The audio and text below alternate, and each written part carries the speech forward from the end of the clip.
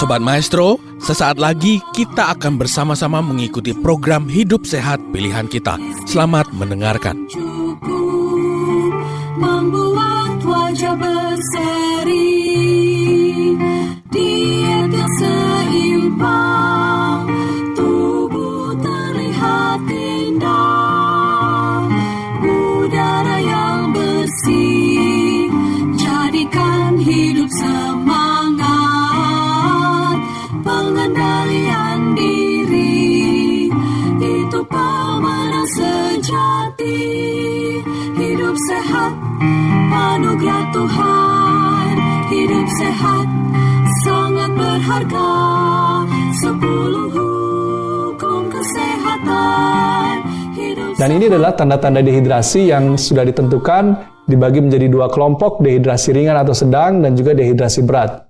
Di mana dehidrasi ringan atau sedang, itu seseorang dapat merasa haus yang cukup berlebih, ada merasa ngantuk secara kesadaran dan lelah, mulut terasa kering, lengket, air kencing berkurang dan warnanya semakin gelap, air mata jumlahnya semakin sedikit, terutama pada anak-anak, dan orang tersebut kadang mengeluhkan nyeri kepala dan juga pusing-pusing. Dan bila tidak diberikan air yang cukup, dia akan berkembang menjadi dehidrasi berat, di mana rasa hausnya akan semakin lebih ekstrim, dan secara kesadaran dia mungkin menjadi bingung-bingung atau lekas marah dan bahkan bisa sampai tidak sadarkan diri. Dan juga mulut atau membran mukosa menjadi sangat kering, air kencing menjadi sedikit atau bahkan tidak ada sama sekali air kencing, mata menjadi cekung terutama pada anak-anak dan balita, dan juga kulit menjadi kering, tidak memiliki elastisitas. Ini contohnya adalah ketika seorang bayi dengan dehidrasi, ketika kita coba mencubit sedikit daerah kulit di perutnya, secara normal harusnya kulitnya akan kembali ke posisi semula. Namun pada bayi yang dehidrasi, kulitnya mungkin akan sangat lambat kembali untuk kembali ke posisi yang semula.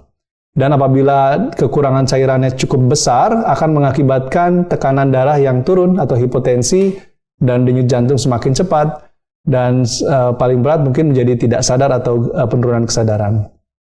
Dan ini adalah tanda-tanda dehidrasi pada anak-anak yang ditentukan oleh WHO, terutama dengan faktor risiko seperti diare yang menyebabkan cairan banyak terbuang. Di sini bisa dilihat dari keadaan umum, apakah dia bayi atau anak tersebut gelisah atau rewel atau sudah tidak sadar. Dari mata, apakah cekung atau menjadi sangat cekung, air mata tidak ada atau menjadi sangat kering, mulut pun menjadi kering, dan rasa haus semakin banyak. Tapi biasanya pada dehidrasi yang berat, karena sudah mulai lemas, tidak sadarkan diri, mungkin sudah tidak bisa minum lagi, tidak minta minum lagi. Dan yang terakhir, turgor kulit yang seperti disebutkan tadi menjadi sangat lambat untuk kembali ke posisi semula. Dan kita bisa juga deteksi dehidrasi dengan berdasarkan warna urin, di mana bila cairan kita dalam tubuh kita cukup, biasanya urinnya warnanya lebih terang dibandingkan kalau kita pada keadaan dehidrasi, di mana warna urinnya akan semakin gelap. Namun perlu kita perhatikan juga bahwa banyak makanan atau minuman atau obat-obatan yang dapat menyebabkan perubahan warna pada urin, sehingga perlu kita awasi juga. Dan ini adalah beberapa efek dehidrasi terhadap tubuh kita. Salah satunya adalah terhadap performa secara fisik. Ini adalah sebuah penelitian oleh Chevron et al. Tahun 2014, di mana dia membandingkan atlet-atlet dengan cukup cairan atau yang kekurangan cairan. Dia bisa lihat bahwa dengan dehidrasi atau kehilangan cairan lebih dari 2% itu sangat mengganggu terhadap performa fisik pada atlet-atlet tersebut, dibandingkan dengan atlet-atlet yang memiliki hidrasi yang cukup. Dan ini adalah efek dehidrasi terhadap fungsi kognitif atau fungsi pikir kita. Di sini sebuah penelitian juga oleh Chian et al. Tahun 2000 menunjukkan bahwa orang-orang yang dengan dehidrasi, yang tanda gambar bulat-bulat ini, alertness atau kesiagaannya akan semakin menurun dibandingkan dengan orang-orang dengan hidrasi yang cukup. Ini adalah kemampuan untuk berkonsentrasi pun akan semakin menurun pada orang-orang dengan dehidrasi dibandingkan dengan yang tidak. Dan di sini merasa lelah lebih tinggi, dan juga sakit kepala juga lebih tinggi pada orang-orang dengan dehidrasi. Jadi bagaimana dehidrasi sangat berpengaruh terhadap fungsi kognitif kita. Dan juga dehidrasi sangat memiliki korelasi juga yang cukup terhadap menyebabkan penyakit-penyakit kronis. Di sini ada yang sudah sangat terbukti adalah bagaimana dehidrasi dapat meningkatkan resiko terbentuknya urolitiasis atau batu ginjal. dan juga adalah penyakit bronkopulmoner seperti asma. Di sini sudah terbukti bahwa dehidrasi dapat meningkatkan resiko penyakit tersebut. Namun banyak juga penyakit-penyakit kronik lainnya yang walaupun buktinya tidak sebanyak penyakit yang di atas tadi, namun mereka memiliki korelasi yang cukup untuk meningkatkan resiko terhadap penyakit-penyakit tersebut. Contohnya adalah di sini pada pasien diabetes dengan komplikasi ketoasidosis. Ini sangat berbahaya. Penyakit gangguan ginjal, hipertensi, penyakit jantung koroner, tromboembolisme vena atau penyumbatan pembuluh darah, dan juga ada infark cerebri atau stroke atau penyumbatan pembuluh darah di otak, infeksi saluran kemih, dan juga penyakit gigi, di mana penyakit-penyakit ini memiliki hubungan terhadap kondisi hidrasi seseorang. Jadi bisa dirangkumkan bahwa dehidrasi ini sangat berpengaruh sekali terhadap fungsi kognisi kita dalam performa fisik maupun beberapa penyakit-penyakit yang sudah saya sebutkan tadi. Dan bagaimana dengan efek kelebihan cairan?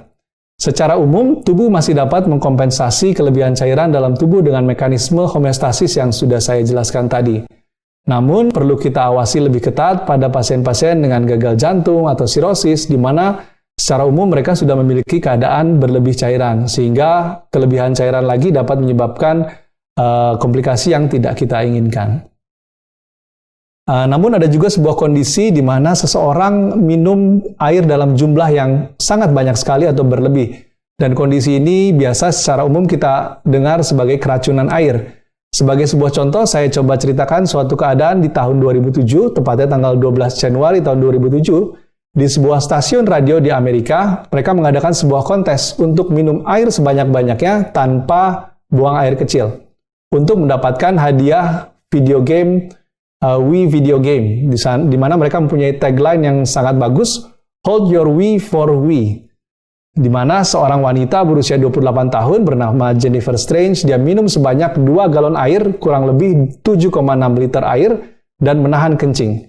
Dan apa yang terjadi setelah beberapa saat, dia mengeluhkan pusing-pusing dan nyeri kepala, dan setelah beberapa jam, dia ditemukan meninggal di kamar apartemennya. Dan apa yang menyebabkan dia sampai meninggal? Di sini adalah sebuah kondisi yang disebut dengan hiponatremia akut, di mana secara umum tubuh dapat mengkompensasi perubahan cairan berlebih atau berkurang dengan baik. Namun pada keadaan di mana suatu perubahan itu sangat berlebihan, contohnya pada wanita tadi dia minum air dalam jumlah yang sangat banyak sekali, tubuh tidak mampu secara cepat untuk mengkompensasi dengan cepat. Sehingga pada efeknya jumlah air yang berlebih tersebut akan masuk ke dalam sel-sel dalam tubuh, terutama sel di dalam otak, di mana sel dalam otak tersebut menjadi bengkak dan menyebabkan peningkatan tekanan di dalam otak, dan itu menyebabkan ada herniasi di dalam otak dan akhirnya menyebabkan kematian. Jadi sangat berbahaya sekali untuk minum air dalam jumlah yang sangat banyak sekali. Sobat Maestro, Anda baru saja mendengarkan program Hidup Sehat Pilihan Kita.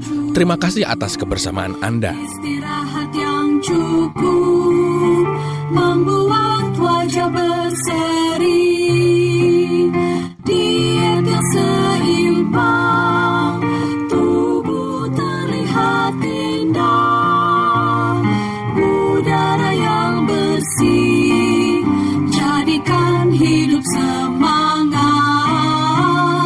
pengendalian diri, itu pemenang sejati. Hidup sehat, anugerah Tuhan.